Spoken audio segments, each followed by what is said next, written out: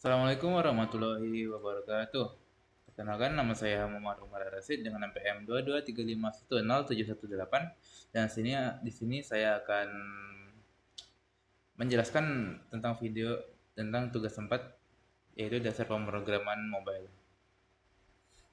Yang pertama adalah apa itu React? React adalah sebuah library JavaScript yang sangat populer digunakan untuk membangun antarmuka pengguna ataupun user interface yang interaktif dan efisien.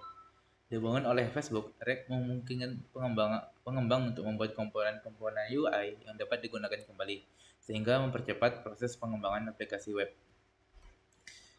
Dan kenapa kita menggunakan React? Yang pertama adalah komponennya. React membagi antar muka menjadi komponen-komponen kecil yang mandiri. Hal ini membuat kode lebih terorganisir. Selanjutnya adalah JSX. React menggunakan sintaks JSX yang mirip dengan HTML, sehingga membuat penulis komponen menjadi lebih mudah dipelajari. Yang selanjutnya adalah virtual DOM, yaitu React menggunakan virtual DOM untuk meminimalkan manipulasi langsung ke DOM browser. Hal ini meningkatkan performa aplikasi, terutama saat ada banyak perubahan pada UI. Selanjutnya adalah deklaratif dengan React. Dengan React, kamu menggambarkan bagaimana tampilan seharusnya ataupun deklaratif, bukan bagaimana mencapai tampilan tersebut ataupun imperatif. Hal ini membuat kode lebih mudah dipahami dan diprediksi.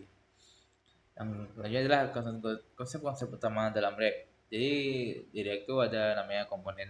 Komponen adalah blok penyusun dalam aplikasi React. Setiap komponen bisa dianggap sebagai bagian dari UI yang bisa digunakan kembali. Dan selanjutnya adalah komponen bisa berupa kelas komponen. Dulu populernya menggunakan class atau functional components. Lebih modern menggunakan fungsi. Contoh sederhananya adalah ada di bawah ini. Dia menggunakan komponen. Jadi komponen itu menerima proofs sebagai input mengembalikan elemen React yang biasanya terlihat seperti HTML, tetapi sebenarnya JSX. Selanjutnya adalah JavaScript XML. JSX adalah ekstensi sintaks untuk JavaScript yang memungkinkan kita menulis kode yang terlihat seperti HTML di dalam JavaScript. JSX memudahkan developer dalam menulis layout UI. Contohnya ada di bawah ini, seperti kode yang di bawah ini. Meskipun terlihat seperti HTML di balik layar JSX diterjemahkan menjadi JavaScript biasa. Selanjutnya adalah state dan proofs. State adalah objek data internal komponen yang biasa berubah dari waktu ke waktu. State biasanya digunakan untuk mengelola perubahan dalam UI, misalnya input pengguna, hasil fetch, data, dan sebagainya. Selanjutnya adalah proofs adalah singkatan dari properties, yaitu data yang dikirim ke komponen dari komponen induknya. Proofs bersifat read only dan tidak dapat diubah oleh komponen penerima. Contoh state-nya adalah di functional components dan menggunakan hook seperti useState. Seperti contohnya di bawah ini. Dia menggunakan useState function juga untuk menyimpan ini. Selanjutnya adalah virtual DOM. Virtual DOM adalah representasi virtual dari DOM asli ketika ada perubahan pada UI. React akan membuat versi baru dari virtual DOM, lalu membandingkannya dengan versi sebelumnya. Proses ini disebut reconciliation. Setelah perbedaan ditemukan, React hanya memperbarui bagian dari DOM yang benar-benar berubah, bukan seluruh halaman. Hal ini membuat React sangat cepat dan efisien. Selanjutnya adalah life cycle siklus ataupun siklus hidup. Setiap komponen di React memiliki siklus hidup. Pada komponen kelas ada metode khusus yang disebut selama berbagai fase siklus hidup, seperti komponen did mount, komponen did update, dan komponen will unmount. Di functional komponen, hook use effect digunakan untuk menangani efek samping yang terjadi selama fase ini.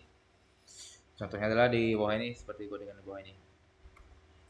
Selanjutnya adalah hooks, adalah fitur baru di React yang diperkenalkan pada versi 16.8 yang memungkinkan pengguna state dan fitur lainnya tanpa menggunakan class. Contoh hooksnya adalah use state, use effect, ataupun use context. Selanjutnya adalah React Router. Untuk mengelola navigasi antar halaman pada aplikasi SPA, React menggunakan React Router, sebuah library tambahan yang memungkinkan routing di aplikasi React. Selanjutnya ada Redux. Redux adalah library management state eksternal yang digunakan bersama React untuk mengelola state aplikasi yang kompleks. Selanjutnya adalah komponen-komponen pada dalam React. Jadi dia tuh ada beberapa komponen dalam React tuh untuk kita pahami. Yaitu komponen fungsional. Komponen yang dibuat menggunakan fungsi JavaScript seperti biasa. Selanjutnya adalah kelas komponen. Komponen yang dibuat menggunakan kelas sebelum hook diperkenalkan di React. Kelas komponen lebih umum digunakan. Selanjutnya adalah komponen dalam view. Dalam view, komponen juga digunakan untuk membuat blok UI yang dapat digunakan kembali. Komponen biasanya didefinisikan menggunakan objek atau file view. Selanjutnya adalah komponen dalam Angular. Di Angular, komponen adalah elemen utama yang membentuk aplikasi. Komponen Angular biasanya terdiri dari beberapa bagian, termasuk template HTML, logika JavaScript atau TypeScript, dan gaya CSS. Selanjutnya adalah custom element. Jadi ataupun komponen web dalam JavaScript murni. JavaScript murni tanpa framework juga mendukung pembuatan web components menggunakan teknologi seperti custom elements dan shadow DOM. Ini memungkinkan pengembangan membuat komponen UI custom yang bisa digunakan kembali di seluruh aplikasi tanpa ketergantungan pada framework tertentu. Di sini, seperti di bawah ini. Komponen tanpa framework JavaScript ataupun JavaScript murni. Dalam JavaScript murni, kita juga dapat menerapkan konsep komponen dengan memisahkan logika markup dan gaya UI menjadi fungsi atau kelas yang dapat digunakan kembali. Meskipun tidak sekuat framework modern, pendekatan ini bisa digunakan untuk mengelola elemen-elemen UI sederhana. Baiklah, hanya itu yang bisa saya sampaikan. Lebih dan kurangnya saya mohon maaf. Saya Muhammad Umar Rasid, mohon undur diri. Assalamualaikum warahmatullahi wabarakatuh.